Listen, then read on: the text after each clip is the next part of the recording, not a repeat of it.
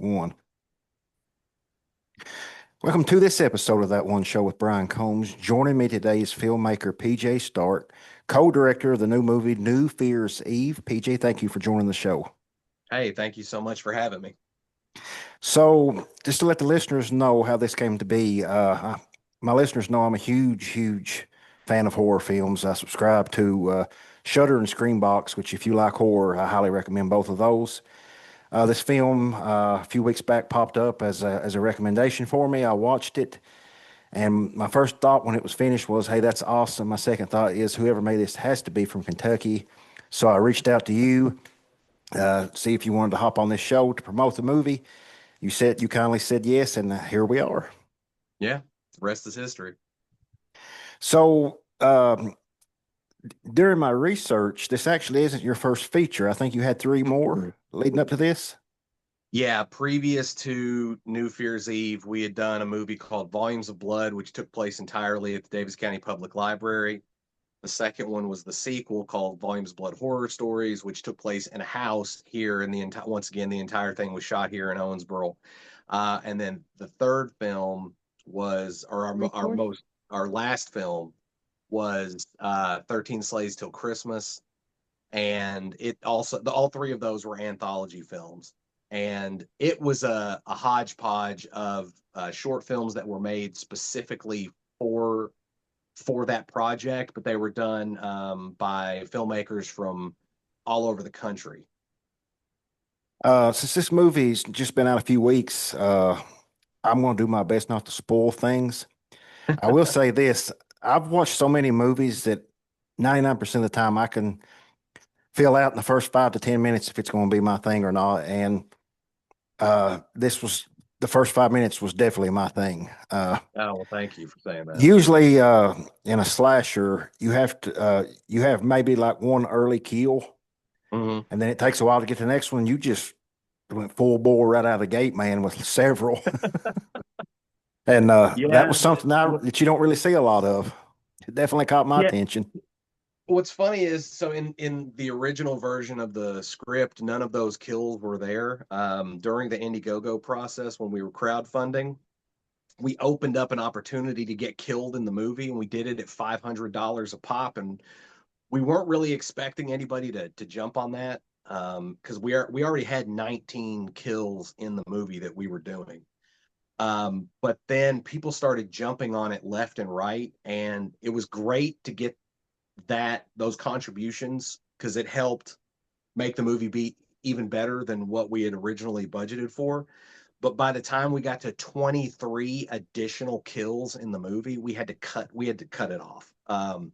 Because I was struggling, and I'm a huge gore fan, and I feel like I'm pretty good at coming up with killing people cinematically. But it got to a point where I was like, dude, I'm really struggling here. So Eric and I decided we were gonna uh, we had to stop. And but what ended up happening was, is in the original version of the script, the movie opened up with, there's a mother and a daughter in the film, which ended up becoming a later scene.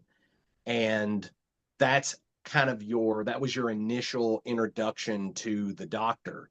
But then I kind of came up with this other idea where I was like, hey, now that we have all these additional kills in the film, I'm going to give the audience an opportunity to kind of see who the doctor is in a different way. And then that's when I came up with the idea of having a kill and then showing a news report, then having a kill and then showing a news report.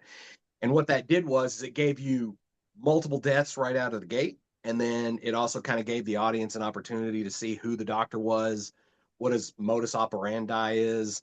And then it also, in a small way, introduced early on these two FBI agents that end up coming into play a little bit later in the movie. So thankfully, that opened the door for us to be able to give gorehounds a bit more carnage early on, and then also introduce this what we think is a pretty cool stylized villain. And I'm glad that that's how it ended up going about. The funny thing was, though, is I went and saw Heart Eyes, and we had finished the movie quite a bit before Heart Eyes came out. And that's kind of how their movie opens, with all these news reels of who the Hard Eyes killer is. And I remember sitting in the theater going, "Fuck, they stole it! They stole it from us." Which I don't think they did. I think that's just there's uh creative ideas. There's so many of them happening all the time that and at some point you're gonna have crossover, um, and that's definitely and one of those times where that happened. Because after the movie, I remember sitting back and thinking, man, people are by the time our movie comes out, Hard Eyes will have already been out for a while. So I'm sure they're gonna think that we had stolen that from Hard Eyes, and then but in some ways, there's so many different homages to other horror films and nuances and things that references. So if in some small way it connects the dots to another slasher, even though we didn't intend for that to happen, I'm okay with that. So let's talk about how did the deal with Screambox and was it, I think, Bloody Disgusting, maybe? Or am I wrong about Yeah. that? Yeah, no, How, so it was so Jeffrey Reddick, he's the creator of the Final Destination franchise, also from Kentucky. That's how I ended up getting into Final he and I are Destination. from the same hometown, Jackson. Oh, really? Okay, small Yeah. world. So back in 2016, I had reached out to him when I found out he was from here, and that's how we ended up um, corresponding. Started with on face through Facebook Messenger, and then to email, and then he got annoyed by all the back and forth through emails, so he just gave me his number, and we started talking, and we ended up becoming fast friends, and that's how it led to him having a cameo in 13 Slaves Till Christmas, and he was so impressed by what we did with that movie that he said, whatever you guys do next, short of it being porno, I'm already on board. Uh, so yeah, so that's how he got involved with New Fear's Eve, And he has a and I cameo in think this one too. he does that, and that was the other thing too. Like when we were talking to him, he was like, "Man, I really would if there's any roles in the film that would work for me." And at the time, the script had been finished, but there really wasn't. But it still went through a few more drafts, and I kind of rewrote a character for him that was actually originally it was intended for Felissa, and then I put her in a different role, and then we had Jeffrey take this HR rep role, and that's yeah how he ended up being, and because he was also looking for more comedic type roles because a lot of the stuff that he was getting were more serious in nature because he's a master of horror. So um, he was looking to do something different, and this gave him that opportunity. So he jumped on board, especially once he read what the role was. He was really excited about it. Um, Uh, what was your original question that I even started talking about, Jeffrey? I think that how the deal came to be distributed Oh, by Cineverse. Screambox and Yeah. Bloody Okay. Disgusting. Yeah. Right. So Jeffrey is friends with Brad Miska, who runs Bloody Disgusting. And Cineverse had purchased Bloody Disgusting, and then Screambox is Bloody Disgusting's um, their horror platform. So it's all under the umbrella of Cineverse. So what ended up happening was is Jeffrey, who's been championing this movie since we finished it, he reached out to Brad. He sent Brad the film to watch. Brad watched it, and he was like, "Man, this is great. I think this would fit really well with Cineverse because they had the Terrifier Yes. franchise, and of course, the Toxic Avenger was going to be coming out, and then ultimately Silent Night, Deadly Night." And he said, "I'm going to send it to them and let them look at it." So he sent it to Cineverse. Cineverse watched it. Cineverse loved it. Got in touch with us, and we're like, "Hey, we want to pick up the film." And then that was in I think like April of now last year. So that began like the process of going back and forth with contractual obligations, and how the film would be released and things of that nature. So we went back and forth for quite a while, and then it was in September we finally signed the deal, and that's ultimately how we landed up at or ended up at Cineverse. now on also on Screenbox, and Bloody Disgusting got connected to the film. So Let me circle back to what you said about how you rewrote a role for Jeffrey that was originally meant for Felissa Rose, who is a scream queen, by the way.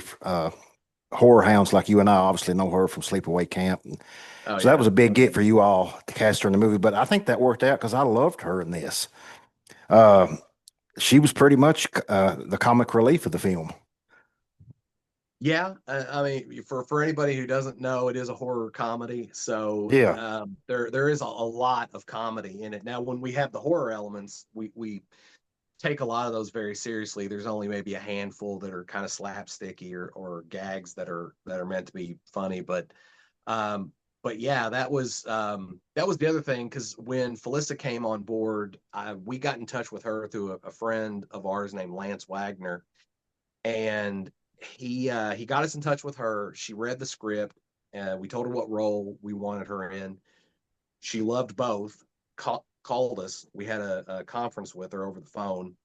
She was kind of feeling us out too, and Eric and I are always like joking. We tend to be very inappropriate, but we're always coming at each other and tearing each other down. And people say we sound a lot like an old married couple. So we were still doing a lot of that over the phone with Melissa, and she's laughing the whole time. And she's like, I really would, but after this phone call and after reading the script, I'm definitely on board. I think it'd be great to work with you guys. And she said, are there any other actors that you're interested in? And see, that was one of the things. Eric and I are very picky when it comes to who we choose to be in certain roles. Um, and Felissa's a very I know she does a ton of different indie horror films, and but she's solid. She's a solid actress, and that's what we wanted. We wanted actors who aren't just names, but they can also act like they're strong performers. Oh, you've got So Dave Sheridan in this too, which is yeah, Dave Sheridan is a really strong character actor. I mean, he can do drama, he can do comedy, and it's the same with Hannah. Hannah's a really strong, very natural actor. So through those names at Felissa, she said, sure, what roles? She got with both Dave and Hannah and said, here are the roles that they're looking at you guys playing. They read the script, they loved it, they liked the roles. And then, like I said earlier, the rest is horror history because we ended up getting them on board, and it was great working with all three of them, including Jeffrey. That was the other thing. Like I hadn't really seen Jeffrey act, but Jeffrey himself is very natural. And there's so many times there's so many times him and Dave go head to head in the film two or three oh different yeah, times. And not this ain't really a spoiler, but the boardroom scene between those two, I thought that interaction was right. gold. Oh yeah, the when we did that that take, I think we only had to do one, maybe two, and it wasn't even because Jeffrey broke, but I'm like sitting there going, man, is he gonna break? Is he gonna be able to make it through? Because Dave likes to riff a lot too and ad lib. So there were times where takes that should have really only taken us maybe a minute or two would take like 8 minutes because Dave would go on this tangent and then really put the other actors to the test in trying to see how good they are at just coming up with stuff off the top of their head. And then he would circle back around to the script, do a few more lines, then go back out here and circle back around. So there were a couple of times where I was like, oh man, how's this going to go? But Jeffrey held his own and did a great job in the movie. So he's awesome as Norman. There is a couple of times where you could sort of see him start to break, and then he reels it back in real fast, which those are like tiny little moments that you really have to be. He's not the focus of the scene, but if you watch Jeffrey, you will see him start to break, but then bring it back in, and it's funny. So we left it in there, and but he did a great job as well, and it was awesome being on set with him and getting to see him act. So for those watching on YouTube and not on audio only, you're wearing a Halloween t-shirt. That I happens to be am. my favorite horror film of all time. I can't begin to even tell you how many times you've watched it. I'm assuming you're a fan. Is that one of Oh your yeah, favorites? oh yeah. I watch it many times throughout the year. It's kind of Halloween in our house all year. Not decoratively, but I'm constantly watching horror films. Sometimes, much to the behest of my wife, who's sitting there rolling her eyes. She's Well, cool. I'm She's fortunate. actually cool with it, but sometimes she's like, "Are you watching Chud again?" So, um, Yeah, yeah, I'm fortunate that both my wife and daughter are huge horror fans as well. My daughter's in from college for the holidays, and so we've been streaming Welcome to Derry with her, and we're really enjoying that. I haven't seen it yet. Everybody I've talked to who's watched it, or I have people reach out to me and say, "Man, you really need to watch this series." So, um, we'll have to check that out. Although Leslie hasn't seen it chapter one and two, so I'll have to get her to watch those. But I'll be she's honest, not a huge. I don't think you have to watch those beforehand, to be honest. Do you not? I don't think so. Okay. We're 5 episodes in, and I really don't think you really have to watch those Okay. because it's a prequel, obviously. So it's Right. kind of setting up the events in that film. Oh, okay. So then it might be better for her to watch that. She she's not a I wouldn't call her like a horror fan. She likes horror films, but she hates being scared and she scares very easily.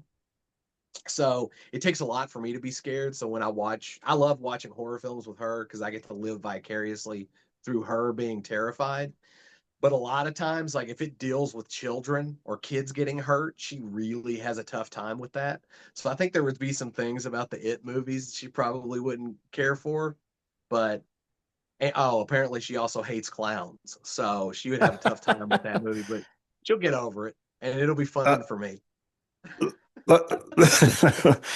um, I'd be remiss if I didn't tell you how much I was impressed with the practical effects. Obviously, you all were didn't have a huge, big studio backing you like Paramount or what have you. So Right.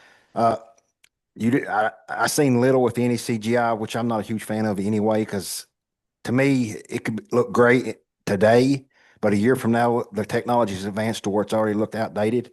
But Right. you can pop on the thing, which is 40 some years old now, and it still looks spectacular because it's all practical effects. Yeah. Did you all do those, or did you all have someone working with you that's a effects artist? Yeah. So our effects team was out of Ohio. It was Stephen Hodke, Issa Morales, and Blaze Bolden. So they're the three who worked on all the special effects, and they did a fantastic job. And when they came onto the project initially, it was just those 19 kills. But then, of course, we talked to them about opening it up to do more deaths, and they were completely fine with that. But what happened was is when the death would come up, of course, we're already working on limited time and limited resources, which includes the budget. So some areas got spread a little bit more thin, but I mean they came in and they did an incredible job on all the practical effects in the movie. Um, Honestly, all the effects in the film are practical. There's only one digital bloodshot, and it's the shot where the axe comes down into the view of the camera and there's blood dripping from the axe. That shot itself is actually a reverse shot, so there was no way for us to put dripping blood on the axe. But I really wanted dripping blood on there, and our script supervisor Josh, he is also a visual effects artist. So when it came time for certain things, we talked with him, and there's about like 56 visual effects shots in the film. Now it's all like covering up logos or covering up like a seam on a special effect, but as far as the blood and the gore goes, it's all practical except for that one dripping blood shot. But yeah, they did All an right. amazing job. We've got about a minute left here. So once again, Okay. I want to thank you for your time, PJ. Thank you. Um, if anybody who's not watched this yet, you can subscribe to Screenbox. Honest to God, it's only like $6, $7 a month. If you're a horror fan, it's more than worth it. Right. I'm sure you'll find a lot other. Start with New Fears Eve, and then go down the rabbit hole from there. Um, Anything you want to sign off with, my friend? Yeah, I mean, even if you don't want to subscribe to Screenbox, which you should, it's also on Roku, Google Play, Yeah. Plex, Amazon Prime. There's a whole bunch of hoopla. It's on there. So, yeah. And then if anybody wants to check us out, bloodmoonpictures.com. And then Eric and I both are on Facebook. And then we have an Instagram. It's Blood Moon Pictures 15 is our Instagram. So, yeah, I'll put check a us out link to there. Blood Moon Pictures in the Oh, show perfect. description Cool. and comments, so if people can just click on that and go from there. Perfect. Thanks Thank again, you so PJ. much. Thank you.